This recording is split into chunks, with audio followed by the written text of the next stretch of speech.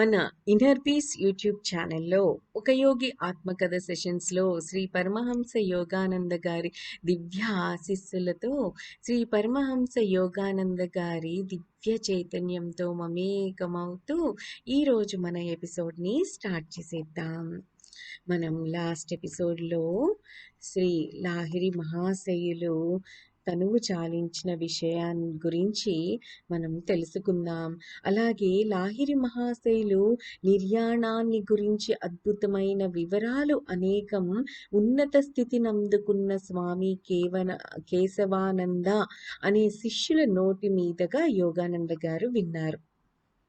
So ఆ స్వామి కేశవానంద యోగానంద గారికి ఏం చెప్తున్నారంటే, మా గురుదేవుల శరీరాన్ని విడిచిపెట్టడానికి కొన్నాళ్ల ముందు నేను హరిద్వారంలో నా ఆశ్రమంలో కూర్చొని ఉండగా నా ఎదుట ఆయన సాక్షాత్కరించారు.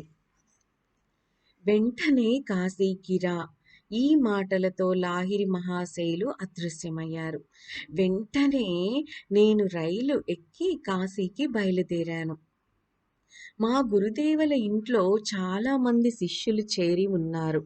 ఆ రోజున గురుదేవులు కొన్ని గంటల పాటు గీతను వ్యాఖ్యానిస్తూ ఉపన్యసించారు. ఆ తరువాత మాతో టూకీగా మాట్లాడారు. లాహిరి మహాశయులు దేహత్యాగం చేసిన రోజు 26th సెప్టెంబర్ 1895. మరికొన్నాళ్లలో ఆయనకి 67 ఏడు వచ్చేది, అంటే 67 ఇయర్స్ వచ్చేవన్నమాట. అయితే ఆయన దానికి ముందే తనువును వదిలేశారు. సో ఆ రోజు గురుదేవులు కొన్ని గంటల పాటు గీతను వ్యాఖ్యానిస్తూ ఉపన్యసించారు. ఆ తరువాత మాతో టూకీగా ఏమన్నారంటే, నేను ఇంటికి వెళ్ళిపోతున్నాను అన్నారు. మాలో దుఃఖం కట్టలు తెంచుకొని వచ్చింది. వెక్కి వెక్కి ఏడ్చాం. కుదుట పడండి, నేను మళ్ళీ లేచి వస్తాను. ఈ ముక్క అన్న తరువాత లాహిరి మహాశయులు తమ ఆసనం మీద నుంచి లేచారు. తమ శరీరాన్ని గుండ్రంగా 3 సార్లు తిప్పారు. ఉత్తరం వైపు తిరిగి పద్మాసనం వేసుకున్నారు. అద్భుతంగా మహాసమాధిలోకి వెళ్ళిపోయారు. శరీరాన్ని 3 సార్లు గుండ్రంగా తిప్పడం, ఉత్తరాభిముఖం కావడం వైదిక కర్మకాండలో భాగాలు. తమ భౌతిక కాయానికి అంతిమ గడియ ఎప్పుడు వస్తుందో ముందుగా తెలిసిన మహాగురువులే ఇలా చేస్తారు. చివరి ధ్యానంలో మహాగురువులు ఓంకార విశ్వనాదంలో లయమవుతారు. ఈ చివరి ధ్యానాన్నే మహాసమాధి అంటారు. భక్తులకెంతో ప్రియమైన లాహిరి మహాశయుల సుందర దేహాన్ని గృహస్థోచితమైన కర్మకాండతో పావన గంగా తీరాన మరికన్నికా ఘట్టంలో దహనం చేశారు అని చెప్తున్నారు స్వామీజీ. కేశవానంద గారు ఇంకా ఏం చెప్తున్నారంటే, ఆ మర్నాడు పొద్దున 10 గంటలకు నేను ఇంకా కాశీలోనే ఉండగా నా గది ఒక మహత్తరమైన కాంతితో కమ్ముకుపోయింది. ఆహా! లాహిరి మహాశైల రూపం రక్త మాంసాలు నిండిన శరీరంతో నా ఎదురుగా నిలబడి ఉంది. అది అచ్చం ఆయన వెనకటి శరీరం లాగే ఉంది, కానీ దానికన్నా ఇది తక్కువ వయసులో ఉన్నట్టు, దానికన్నా తేజోవంతంగానూ ఉంది. గురుదేవులు నాతో మాట్లాడారు. కేశవానంద, నేనే దహనమైన నా శరీరం తాలూకు విఘటిత పరమాణువుల నుంచి నా రూపాన్ని కొత్త నమూనాగా సృష్టించి పునరుత్థానం కావించాను. గృహస్థుగా ఈ ప్రపంచంలో నా పని పూర్తయింది. కానీ నేనీ భూమిని పూర్తిగా విడిచిపోను. ఇక నుంచి బాబాజీతో హిమాలయాల్లో కొంతకాలం గడుపుతాను. ఆ తరువాత బాబాజీతో బ్రహ్మాండంలో అని ఆపేశారు. ఆసిఫ్పురస్సంగా నాతో కొన్ని మాటలు పలికి అంతర్ధానమయ్యారు లోకాతీత గురువులైన ఆ లాహిరి మహాశయులు. అద్భుతమైన ఉత్తేజంతో నిండిపోయింది నా గుండె. క్రీస్తు, కబీర్ల శిష్యులు తమ గురుదేవుల్ని వారి భౌతిక మరణానంతరం సజీవ రూపంలో దర్శించినప్పుడు ఎటువంటి ఆత్మోన్నతి అనుభూతమైందో నాకు అటువంటిదే అనుభూతమయ్యింది.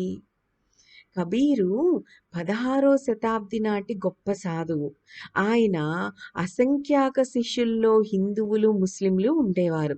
కబీరు నిర్యాణానంతరం ఆయన శిష్యులు ఆయనకి అంత్యక్రియలు జరపవలసిన విధానం గురించి తగువులాడుకున్నారు. దానికి ఆగ్రహం కలిగిన ఆ గురువు దీర్ఘ నిద్ర నుంచి లేచి వాళ్ళకి ఆదేశాలిచ్చాడు. నా అవశేషాల్లో సగం ముస్లిం విధి ప్రకారం పాతిపెట్టండి అన్నాడాయన. మిగిలిన సగం హిందూ సంస్కారాన్ని బట్టి దహనం చేయండి అన్నారు. తరువాత అదృశ్యమైపోయారు.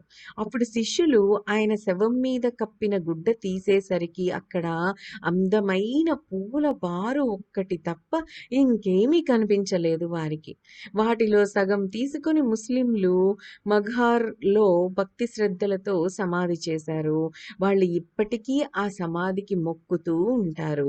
తక్కిన సగం హిందూ సంస్కారానుసారంగా కాశీలో దహనం చేశారు. ఆ స్థలంలో కబీర్ చూర్య అనే మందిరాన్ని కట్టారు. భక్తులు వేలాదిగా దాన్ని కూడా దర్శిస్తారు. కబీరు పడుచు వయసులో ఉండగా మార్మిక మార్గంలో సూక్ష్మమైన జ్ఞానోపదేశం కావాలని కోరుతూ 2 శిష్యులు ఆయన దగ్గరికి వచ్చారు. వాళ్ళకి ఆ గురువు టూకీగా ఏమని జవాబిచ్చాడంటే, దారి అంటూ చెప్పినప్పుడు దూరం అనేది ఉంటుంది దానికి. ఆయన దరిదాపులోనే ఉంటే నీకో దారి అనేదే అవసరం లేదు. నాకు నవ్వొస్తూ ఉంటుంది. నీళ్ళల్లో చేపకు దాహంగా ఉందని ఎవరైనా చెప్పగా విన్నప్పుడు అని అద్భుతంగా వారికి సమాధానమిచ్చారు.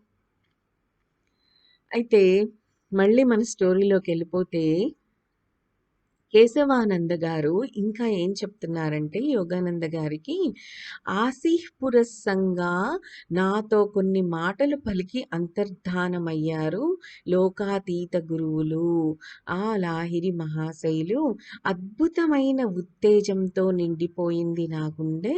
క్రీస్తు, కబీర్ల శిష్యులు తమ గురుదేవుల్ని వారి భౌతిక మరణానంతరం సజీవ రూపంలో దర్శించినప్పుడు ఎటువంటి ఆత్మోన్నతి అనుభూతమయ్యిందో నాకు అటువంటి అనుభూతమయ్యింది. హరిద్వారంలో ఉన్న నా ఏకాంత ఆశ్రమానికి నేను తిరిగి వెళ్ళినప్పుడు లాహిరి మహాశైల పవిత్ర చితాభస్మంలో కొంత భాగం కూడా తీసుకొని వెళ్ళాను. నాకు తెలుసు, దేశ కాలావధులు గల పంజరంలో నుంచి ఆయన తప్పించుకుపోయారని, సర్వవ్యాపకతా విహంగం విముక్తమైందని నాకు తెలుసు. అయినా ఆయన చితాభస్మానికి సమాధి కట్టించడం నా మనసుకు ఊరట కలిగించింది అంటూ చెప్పుకొచ్చారు కేశవానంద గారు. పునరుత్థానం చెందిన గురుదేవుల్ని దర్శించే భాగ్యం పొందిన మరో శిష్యులు సాధు ప్రవృత్తి గల పంచానన్ భట్టాచార్య గారు. పంచానన్ భట్టాచార్య గారు బీహారులో ఉన్న దేవ్గఢ్లో 17 ఎకరాల తోటలో శివాలయం ఒకటి నిర్మించారు. అందులో లాహిరి మహాశైల తైలవర్ణ చిత్రం ఒకటి ప్రతిష్ఠించారు. సో యోగానంద గారు కలకత్తాలో ఆయన ఇంటికి వెళ్ళి గురుదేవులతో ఆయన గడిపిన అనేక సంవత్సరాల వృత్తాంతాన్ని ఆనందంగా విన్నారు. చివర తమ జీవితంలో కల్లా అద్భుతమైన ఘట్టం ఒకటి చెప్పారు ఆయన యోగానంద గారికి. లాహిరి మహాశైల దహనం జరిగిన మర్నాడు పొద్దున 10 గంటలకి ఇక్కడ కలకత్తాలో జీవద్విభవంతో నా ముందు ప్రత్యక్షమయ్యారు లాహిరి మహాశయులు. 2 శరీరాల సాధువు స్వామి ప్రణవానంద గారు కూడా తమ అతీంద్రియానుభూతిని యోగానంద గారికి వివరించారు. యోగానంద గారి రాంచీ విద్యాలయాన్ని సందర్శించిన సందర్భంలో ప్రణవానంద గారు యోగానంద గారికి ఏం చెప్పారంటే, లాహిరి మహాశయులు శరీరాన్ని విడిచిపెట్టడానికి కొన్నాళ్ల ముందు ఆయన దగ్గర నుంచి నాకు ఉత్తరం వచ్చింది. నన్ను వెంటనే కాశీకి రమ్మని రాశారు ఆయన. ఆ ఉత్తరంలో అయితే తప్పనిసరి ఆటంకం వల్ల నా ప్రయాణం ఆలస్యమైంది. వెంటనే బయలుదేరలేకపోయాను. నేను కాశీ ప్రయాణానికి సిద్ధమవుతూ ఉండగా పొద్దున 10 గంటల వేళ మా గురుదేవుల ఉజ్వల రూపాన్ని నా గదిలోనే చూసి ఆనందం పట్టలేకపోయాను. కాశీకి రావాలని తొందరెందుకు అన్నారు చిరునవ్వు చిందిస్తూ. నన్నింకా అక్కడ చూడవు అని అన్నారు గురుదేవులు. ఆయన మాటల్లో అర్థం నాకు స్ఫురించేసరికి గుండె పగిలి వలవలా ఏడ్చేశాను. ఆయన్ని కేవలం అంతర్దర్శనంలోనే చూస్తున్నానని నమ్మి. గురుదేవులు ఓదార్పుగా నా దగ్గరికి వచ్చారు. ఇక్కడ నా కండపట్టి చూడు అన్నారు. ఎప్పటిలాగా నేను జీవించే ఉన్నాను, దుఃఖపడకు, ఎప్పటికీ నీతోనే ఉండటం లేదు అన్నారు గురుదేవులు. ఈ ముగ్గురి మహాశిష్యుల నోళ్ల నుంచి అద్భుత సత్యాన్ని తెలిపే కథ ఒకటి బయటపడింది. లాహిరి మహాశయుల దేహం మంటలకు ఆహుతి అయిన మన్నాడు పొద్దున 10 గంటల వేళ రూపాంతరం చెందినప్పటికీ వాస్తవమైన దేహంలో 3 వేరు నగరాల్లో ముగ్గురు శిష్యుల ముందు ఆయన సాక్షాత్కరించారు. నశ్వరమైన దీనికి అనస్వరత సిద్ధిస్తే, మర్త్యుడు అమరత్వం సాధిస్తే అప్పుడు మృత్యువును విజయం కమలింపచేసిందన్న లిఖిత సూక్తి రుజువవుతుంది. మరణమా ఎక్కడ నీ కాటు, శ్మశానమా ఎక్కడ నీ విజయం. చనిపోయిన వాళ్ళని దేవుడు లేపుతాడన్న సంగతి నమ్మలేని మాటగా ఎందుకు అనుకోవాలి మీరు అంటూ బైబిల్లో ఒక సెంటెన్స్ ఉంది. ఆ సెంటెన్స్ని బట్టే ఇక్కడ మన యోగానంద గారు ఏమని రాశారు? మరణమా ఎక్కడ నీ కాటు, శ్మశానమా ఎక్కడ నీ విజయం అని. ఎందుకంటే నశ్వరమైన దీనికి అనస్వరత సిద్ధిస్తే, అంటే మన శరీరం అనేది నశ్వరమయ్యేది కదా, దానికి అనస్వర సిద్ధిస్తే అమరత్వం, అప్పుడు మనిషికి ఏమవుతుంది? అమరత్వం వస్తుంది. అమరత్వం సాధిస్తే అప్పుడు మృత్యువును విజయం కమలింపచేసిందన్న లిఖిత సూక్తి రుజువయ్యింది కదా లాహిరి మహాశయుల విషయంలో. సో ఆయన భౌతిక అమరత్వాన్ని సాధించారు అని అన్నట్టే కదా దాని అర్థం. మనం ఇప్పుడు లాహిరి మహాశయులు చనిపోయిన, అంటే సమాధి చెందిన తరువాత ముగ్గురు శిష్యులకు అనే ఒకే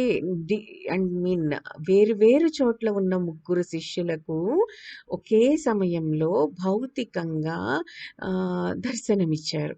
అది ఎంతో అద్భుతంగా. అలాగే ఆయన మహాసమాధి చెందే ముందు ఒక శిష్యుడికి వెంటనే కాశీకి బయలుదేరు అన్న సందేశాన్ని కూడా ఇచ్చారు. ఇలాంటివే మనం మన షిరిడి సాయిబాబా చరిత్రలో కూడా చూస్తాము కదా. సో ఆయన కూడా మహాపురుషులే, ఆత్మ సాక్షాత్కారం పొందిన మహాసిద్ధులే. సో ఆయన కూడా ఇలాంటివి ఎన్నో చేశారు కదా. ఇప్పటికీ ఆయన తన భక్తులకు కనిపిస్తూనే ఉన్నారు. అది భౌతిక శరీరంతో. అది అలా కనిపిస్తాను, నేనెప్పుడు మీతోనే ఉంటాను, నా సమాధి మాట్లాడుతుంది అని ఆ షిరిడి సాయిబాబా ముందే చెప్పారు. ఎంత అద్భుతమైన విషయాలో, ఎన్ని అలౌకిక ఘటనలో, ఇవన్నీ మిరాకిల్సే కదా. సో భౌతిక అమరత్వాన్ని సాధించిన వాళ్ళు ఎంతోమంది ఉన్నారు. అందులో మనకి తెలిసిన వాళ్ళు చాలా తక్కువ మందే అన్న విషయం మనకి కూడా కొంచెం అర్థమవుతూ ఉంది కదా. సో అద్భుతమైన ఈ బాబాజీ గారి యొక్క శక్తి ఇంకొకసారి గుర్తు చేసుకోండి.